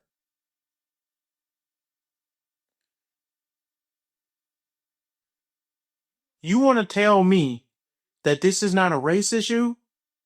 It absolutely is. And I'm not saying this has a race superiority issue, that white people are better than black people. I'm not saying that. I'm saying we have a problem with hatred in the black community. We hate white people.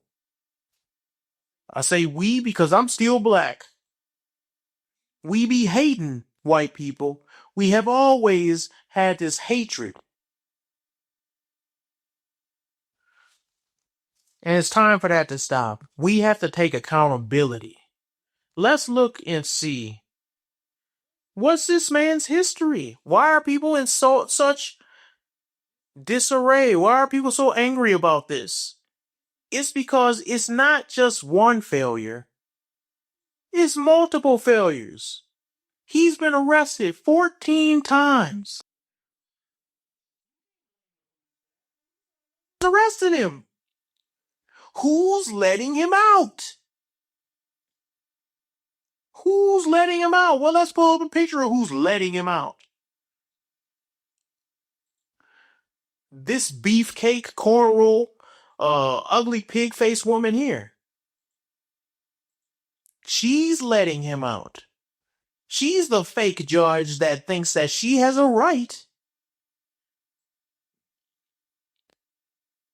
over your life, over your safety. She thinks she can be God over who should face judgment or not. Let's look at the fake. Is one a picture called Fake Judge 33. Can you read that for us, Mr. Producer? Sure. It says, magistrate judges releasing violent criminals without bail often aren't even lawyers. Judge Teresa Stokes, the magistrate judge who released the violent criminal that murdered a Ukrainian refugee, never passed the bar, and there is no evidence she completed law school. Magistrates in North Carolina, South Carolina, West Virginia, Texas, and Arizona aren't required to be lawyers to serve. Y'all don't think that's insane? That a judge that's a DEI hire is over here letting people out of prison so that they can kill again. And y'all get surprised when white people get mad. I'm not surprised. I'm not surprised. Look at what's going on. She didn't do anything to deserve that. But then little Jubu JJ break in somebody's house and shoot at them and then get shot back. And then it's a GoFundMe. Little Boo JJ ain't do nothing. I'm not surprised that racism is on the rise, man. When we sit up here and we keep doing this dumb stuff because of a DEI hired judge, she let this clown criminal out and he killed somebody after being arrested 14 times. What are people supposed to do? Let's pull up the which way picture. What are people supposed to do at this point? You got this, and the picture shows it perfectly. It says, which way can a white dude go? You either, what's that dude's name again? Perry, I believe his name. The guy who say on New York subway, and he tried to stop that crazy man from acting out, and he held him down, and that dude died. And New York charged him for that. So you can't even defend people anymore. And then you got this other lady who's sitting on a train full of black people, gets stabbed to death, and nobody even helps her.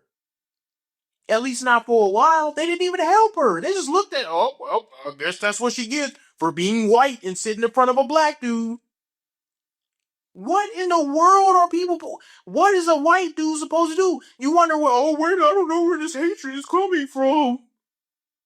Because if you go on X, the hatred, I'm not going to say hatred is good. I'm not going to say racism is good. Because I don't like going on X and everything you see is another person just dropping an N-word with a hard ER. I don't like it. But just like when a white person do something to a black dude, everybody got something racist to say. Y'all should understand and say, look, if we keep perpetuating this type of violence in our communities, people are not going to like us. Is that like super complicated to understand? Look, man, this is what really gets me upset because people have tried and tried again to act like police were the problem. You want to pull up that body cam truth picture?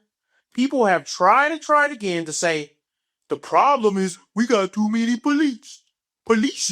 Too many polices out there. Look at that. You see that, Mr. Producer? What is that? Do you remember any of these?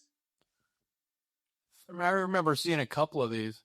These are body cam snapshots of people coming after police with deadly weapons, whether they be knives, whether they be guns. They're like the last moments before police. And some of these police in these body cam snapshots were stabbed right before they unloaded on somebody. They gave every one of these videos, they gave several warnings. They tried, look, during the Black Lives Matter movement, they tried to come after police and say, police, if they had body cams, they would expose all the racism that's going on. They would show how racist these white police are when they hunt down black men. And now look at these idiots. All this showed is the nonsense that police have to go through. Nobody goes to work wanting to kill somebody. So then, I want to show you guys something because a guy said something on X, formerly known as Twitter, and he broke it down and I said, this is absolutely true. It's called, I got it labeled The Weak System, Mr. Producer. You want to pull that up and then read that for me? Because it's just true. I've seen this firsthand. Yeah. So if they want to follow along, whatever. Here we go. If he was really bad, he'd get a timeout and a special. I think that's my fault. Is that the? I think this. Oh, I put read number 2 first. Oh, number 2 first. Okay, my bad. Okay. Yeah, here we go. It starts like this. I was a public school teacher in the hood for 11 years, and I know this type of kid. The type that would smack the kid sitting in front of him, tell a teacher, I don't give a, when corrected, and ruin an entire year's worth of learning for the entire class. His special education teachers would describe him as actually very smart with a lot of potential, despite him failing every class and scoring a 9 on the ACT. There would be countless meetings with him and his mom, and the social workers, psychologists, and principal would speak in soft voices and nod and smile when the kid told them he wants to be a doctor. They design all sorts of ridiculous accommodations that give him ample room to behave however he wanted and terrorize his teachers and peers with minimal consequences.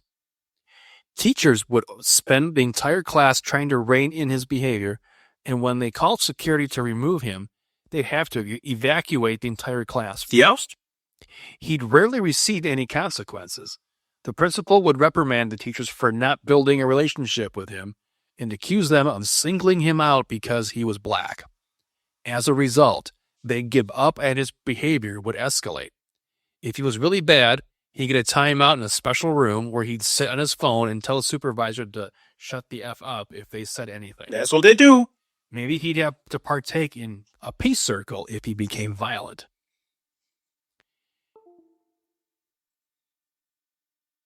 Continuing on, if he was he'd eventually get socially promoted to his senior year, and there would be a massive effort to get his credits recovered, mostly by pressuring teachers to give him alternative assignments and 50% for the work he didn't do. He'd walk down the graduation stage, and everyone would cheer, and he'd probably do something embarrassing like give the finger to the audience. Or dance. Or dance. Yeah. As a young adult, he'd walk the city behaving exactly as he did in school because he'd been socialized to learn there are zero consequences for his behavior. Exactly. Depending on the city, he'd probably get similar treatment from the cops and public afraid of creating a public scene that would lead to riots in their city. One day he'd snap and do something like this. Yep. And only then would everyone act surprised, as if this wasn't largely in part due to how our public schools negatively socialize and enable the behavior of animals that should be locked up or institutionalized as teenagers. Here's the problem, and I'm going to say this, and a lot of even conservatives or the right-wing side is going to disagree with me. It's not DNA, it's not genetics. For number one, is that people do not know Jesus Christ. God can change you from a old creature to a new creature. The second problem, not holding people accountable. You cannot have a society where a person like this can get arrested, be treated like a baby everywhere they go, including in prison, and then wonder, I don't know why he just hurts people whenever I don't know why. How did he snap? All throughout his life, he did whatever he wanted to do and no one stopped him. It takes a good man to stop an evil man. And if no one's willing to stop him, he's going to just keep going until he kills somebody. Society has gotten so weak, we don't know what to do. He should have been institutionalized. He should have never have been let get this far. In the Bible, I used to think it was so cruel, and I believe it's either Leviticus or Deuteronomy, one of the earlier books where they're laying out the law, where they talked about how a child who curses his own mother and father and refuses to listen, they used to take that child and stone them. I used to, as a kid, oh man, that's crazy. I understand it. Now I understand, because I'm going to tell you something. When you see these little punks and they don't listen to nobody, the police can come, they don't listen. The feds can come, they don't listen. The President of the United States will come, they tell them to F off. Jesus Christ himself could come down and they will cuss him out. What do you think the result of that is? They don't got no father, so they ain't had no boundaries in their life. No one can tell them no for anything. You tell them, hey man, can you stop walking on my line? F you. What becomes of that? Logically, what becomes of it? Death is the only answer. You can't exist with these people in society. And I'm not just talking about black people. I'm talking about people who are not accountable for their actions. How can you live amongst anybody who's not accountable? And here's the other thing. It goes back to the Charlie Kirk thing we were talking about. Liberalism, Marxism, straight up Satanism is responsible for this nonsense. We live in a society that is not just absent of God. We have gone the exact opposite of what God has required. God is the one who says you should be responsible for your actions, and one day you will pay the cost. One day you will come before the creator of all things and have to answer for everything you do. God says that. And we teach people, no, you were created by an accident, by a series of mistakes. And that your life has no purpose. And you go around and do whatever you want to do. And then if you kill somebody, so what? If you die, you just don't exist. And you never have to pay any consequences. And if you go to jail, you don't have to pay any consequences. Because those people are just racist anyway, right? And when you go to school, those people, they need to listen to you and listen to your you have a mental illness. Everything alleviates everyone from any type of consequence. And then when they finally do get a consequence, everybody starts crying. Stop crying for these people. When they face the consequences that they deserve, you need to say, thank you, Lord, for the consequence. There was a man who cried. It wasn't even a man. It was a little punk kid. I don't even know if I should go into this story. There was a little punk kid that was driving reckless. And he drove so reckless that the car flipped. And his body got trapped so hard in between the top of the car. So he was hanging out on the side of the windowsill while they was driving. He was hanging here. Let me give you some more info. He was hanging out with a gun. He had a gun. And they were shooting at another car. Some of his ops. He was shooting at his ops. Terrorizing the whole city. The car flipped. Because he was trying to make a turn while he was hanging. He was in the passenger side. The car flipped. His body got split in half. His torso was subtracted from his lower end. And everybody in the community said, "Whoa, this is terrible." Why didn't anybody stop him before it got that far? Why did his father not grab him by the neck and say, "Boy, you hanging with these people, and I'm gonna smack you across your face and put you and lock you in the room before I let you go out there with these guns"? Why did he not have a church community? Why did his mother not care enough about him to know where he was at night? Hold people accountable. Don't feel sorry for the clown, because you create monsters when you feel sorry for clowns. Let's click on Matt Walsh's take. Our current system only gives capital punishment and then only rarely. It's fine. It's a little delayed to the video. What about someone who, through their behavior, has shown a willingness to kill another person? What about someone who's willing to murder another human being just to take their wallet or their shoes or their car? What is the argument? What is the actual argument for waiting until that already violent offender actually kills someone before giving them the maximum punishment? I want someone to explain this to me. If a guy walks up to a woman on the street, or a man, points a gun at the person's head and takes their purse or their wallet, why should that guy be hanging from a roof 24 hours? I've been saying this. We've gotten so weak with society that people think that this is too much. They think that if somebody was to perform a armed robbery, put a gun at somebody's face, that we should just give them maybe some probation. Put them on an ankle monitor. Let somebody come by and stop by the house and check on them. Why should we do that?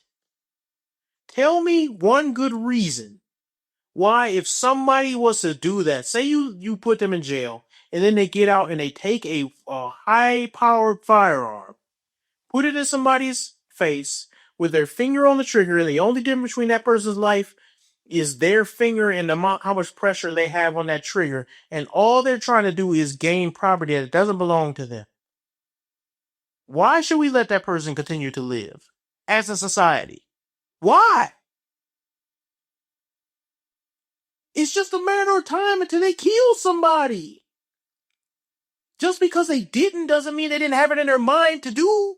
They just got lucky that they didn't strip and pull the trigger, that somebody didn't try to fight them back and keep their property. This happens all the time. People get killed all the time because of botched robberies. So we just sit there and throw the dude, "Oh, you didn't kill somebody, but you got caught. Throw him in jail for 2 years," and then he gets out and does it again. Why should we have that much mercy? I don't think it's mercy. I think it's sympathy. And that's not always right. Neither is mercy always right. God is the just judge. He gets to enact mercy. We as humans, we enact mercy when it's not even warranted. We enact mercy when it's not the right way. Sometimes judgment is the right way. So, and how do we know that? Because God does judgment. So if God does it, it can't be wrong. If God has told us in Romans chapter 1 that mankind has a responsibility for judgment, how can it be wrong for us to stop saying, "Okay, we done mercy enough. It's time to enact some judgment here. Maybe it's time to stop being so soft on this little clown. He's done it for the 14th time. Maybe it's time that he just don't want to learn and he's going to keep going until he kills somebody. It's time to cut our losses in society." Why is that wrong? I'm not saying each man should be a personal judge, jury, and executioner. I'm not saying police should be that.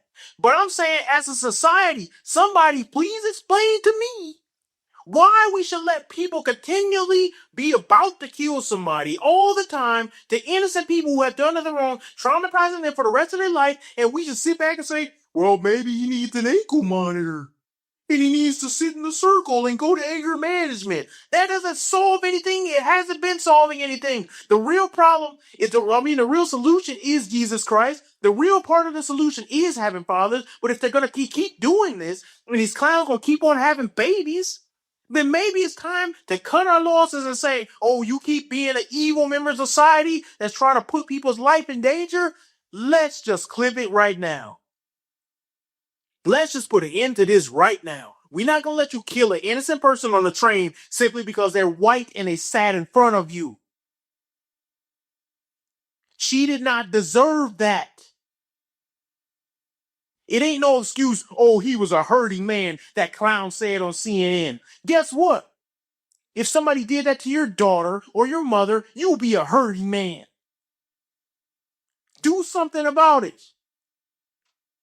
Stop making excuses to somebody black. Because if it was the other way around and a white man that did that to a black woman, you wouldn't be saying, he's just a hurting man. You would be saying some misogynistic and white supremacy and all this goofy stuff. Stop. Stop having this tribalism, because that tribalism is killing our own communities. Our black young men are killing other black young men. So y'all just want to sit and cry all the time. I'm tired of this stuff, man, because this is my community. I live amongst these people. I'm the one who's going out to my church and feeding these people. I'm the one who's going out and saying, you know what, let's witness in the community. Let's meet over here. Let's go to this restaurant. It just happens to be in a tough neighborhood. Let me go disciple this dude, but he live over in this neighborhood. I'm the one who got to deal with this crap. These people on CNN don't come here and help us. They never came to help us. So it's just like, oh man, these people, man. Here, let's play this one video, the Black Sympathy one.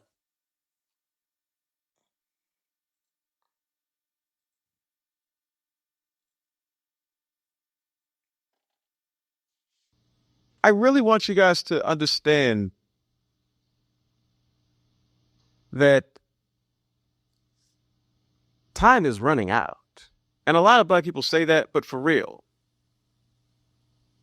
Part of why the civil rights movement has been so successful, and part of why those who have come after in terms of our leadership have been able to maintain a presence, is that black people have always had a certain amount of moral currency that we have been using.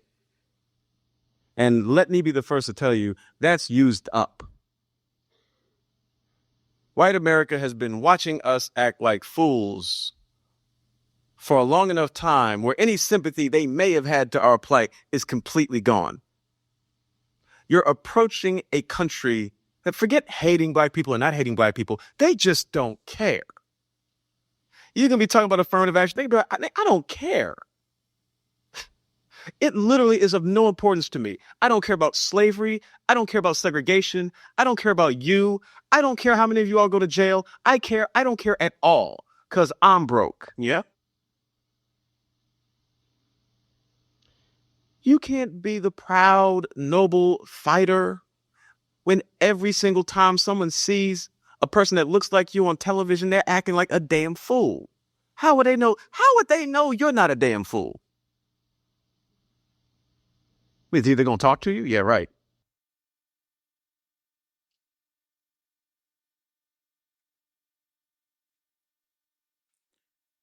Mr. Producer, do you agree with that? Is there any truth to that at all? Yes, there is. I've heard it from my family types. Yeah, it's not said loudly. Yeah, it's said. It is said. Yeah. And it's, yeah, I've heard that. Here's the problem, man. People are trying to act as if we have some sympathy left in the black community. They keep acting as if, oh, people will feel sorry for us, but the sympathy's being used up. Just like he said, everything he said is true. And this is the creator of the Boondocks, by the way, who created the funny cartoon about black folk.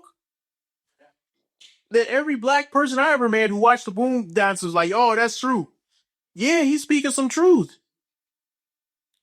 The thing that's just disgusting about it is, when are we going to learn as a community? I don't know if we can turn back. It's gotten so far. It's like up to 80% of children are born out of wedlock in the black community. Can we even go back?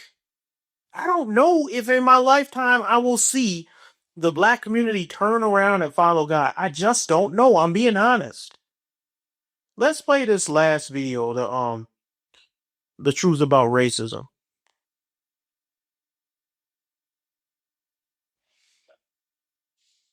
I never knew I had it backwards. And I had fake black culture. We speak a lot about that, right? I was so programmed, right?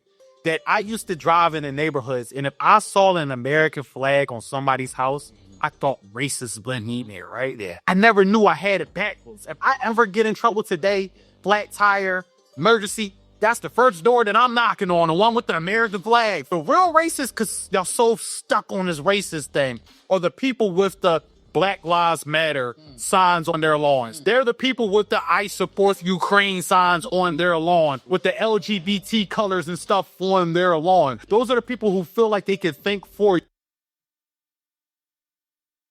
Here's the thing. What do you think about that, Mr. Did you hear? Yeah. Yeah, he's right. Yeah, people that it's almost like virtue signaling. Yeah. Oh yeah, I can think for you, but when you need help, you know where you should be going. I know. And the thing is, the people, this is one thing I want to say, and that's the last thing I'll say on this topic. The most racism that I've seen has been from black people. Especially when they've seen me, not known me, and see that I'm married to a white woman. They will have the most racist things to say. If they find that after they find out I'm married to a white woman and I'm conservative, Oh, look out. oh my gosh. I'm a coon, I'm an Uncle Tom, I'm a traitor to our own race, I'm never going to impress the white man, she going to take all your money, all this stuff. I've never heard that the other way around. Now, here's the thing. I have heard racism from white people. I've heard a lot of it. Guess what group of white people I've heard it from? White liberals. They have told me, they called me that I'm a house N-word with a hard ER from white people. They have told me that I'm black, so I shouldn't be thinking like that. Don't you care about your own people?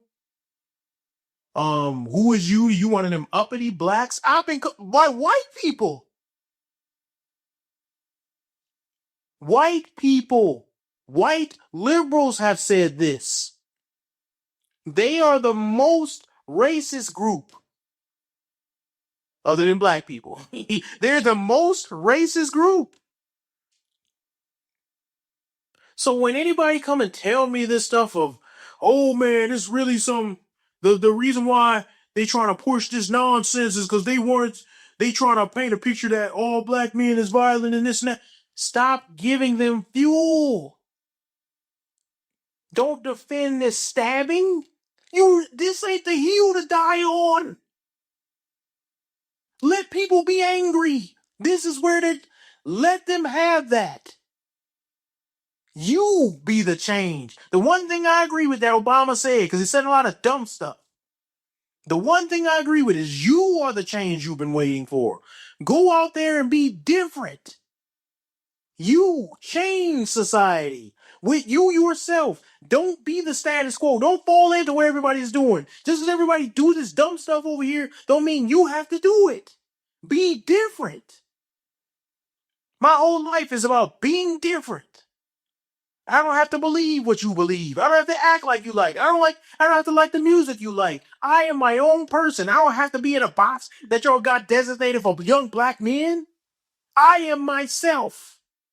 And I could care less who disagree. Every black man should be like that. Okay, so some people just gonna have a bad attitude against you because they think you're gonna do crime and stuff. Prove them wrong. Go out of your way to prove them wrong. I shouldn't have to do that. Yes, you do. Everybody has to overcome something. This is our battle. Overcome it.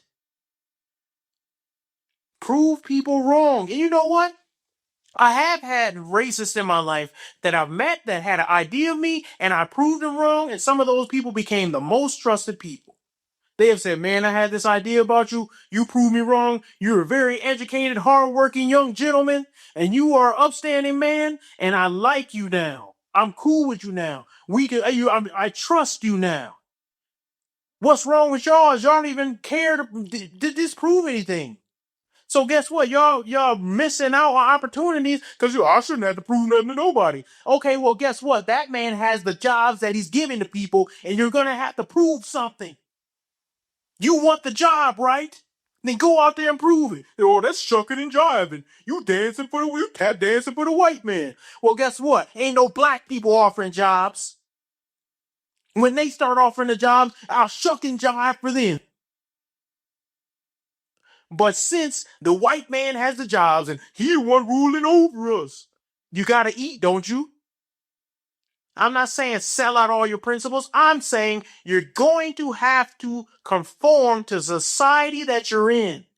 You're going to have to obey authority for the society that you're in. It don't matter if the authority is white, black, Asian. You have to obey, or else you're not going to make it anywhere. And part of the problem that we have in the black community is we can do what we want to do, then we end up in jail. You can't do what you want to do when you're locked up. You got to obey somebody.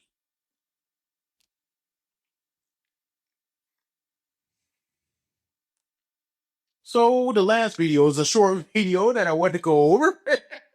Just a segue here. It is, let's see if I even have that.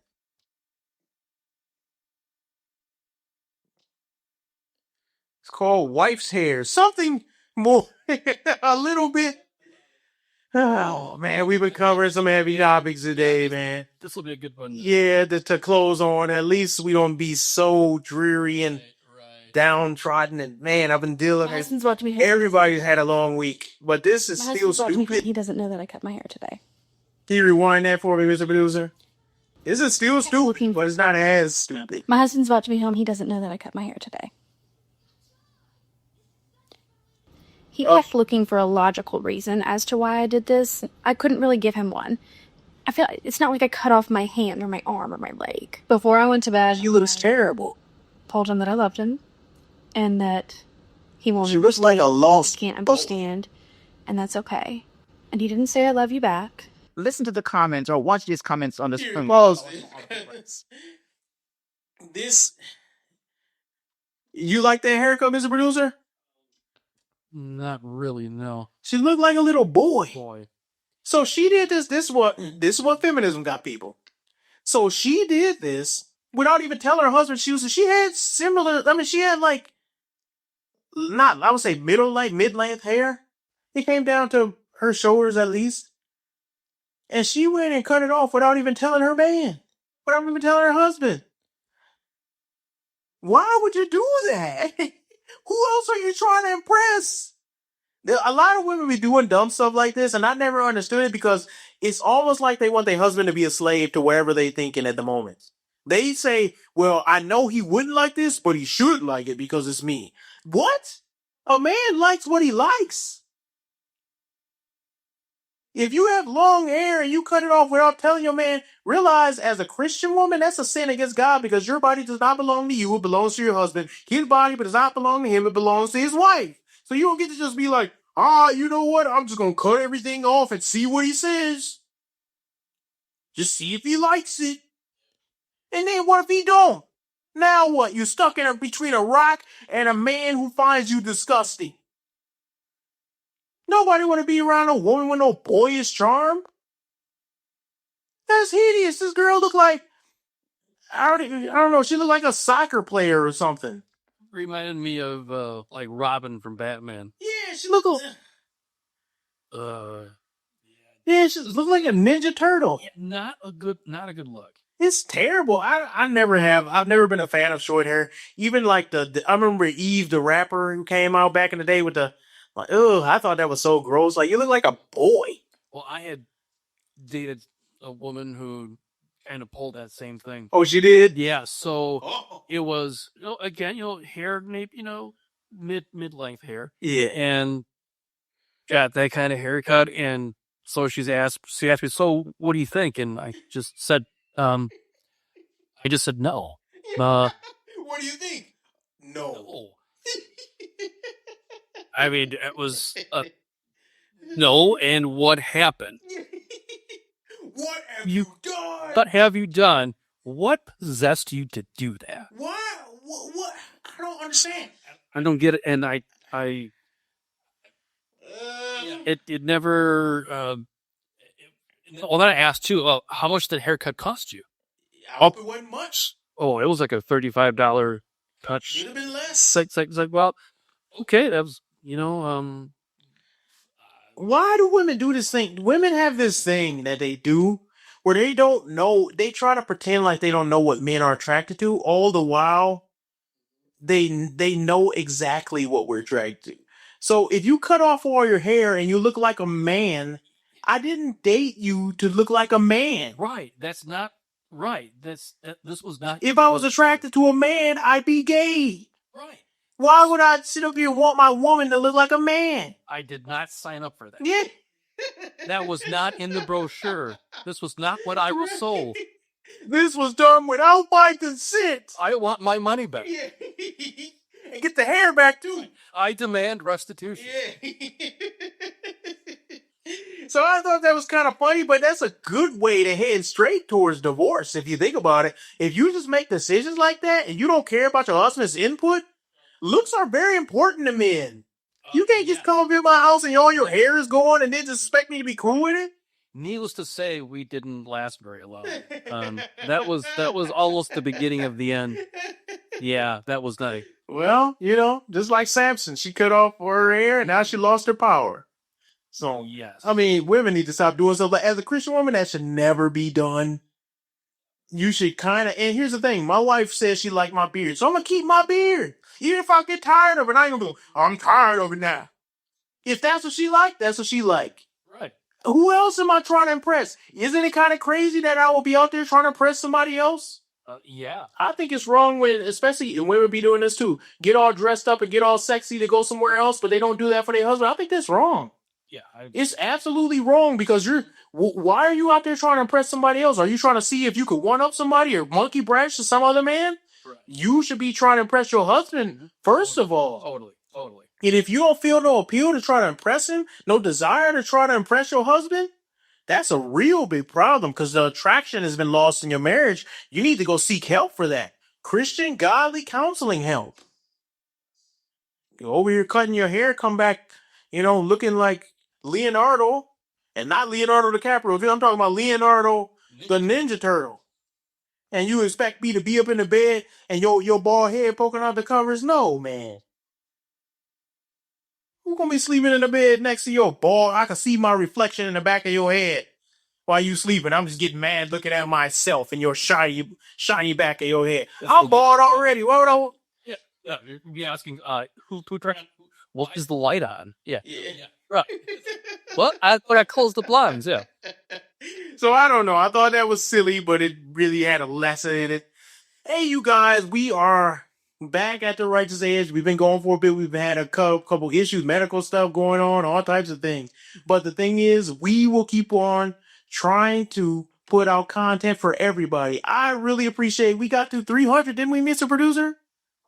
Yeah, a little over 300. Yeah, so we growing. Yep. We will not stop. We are getting there. Forever. What is that saying they say on Terminator? We will.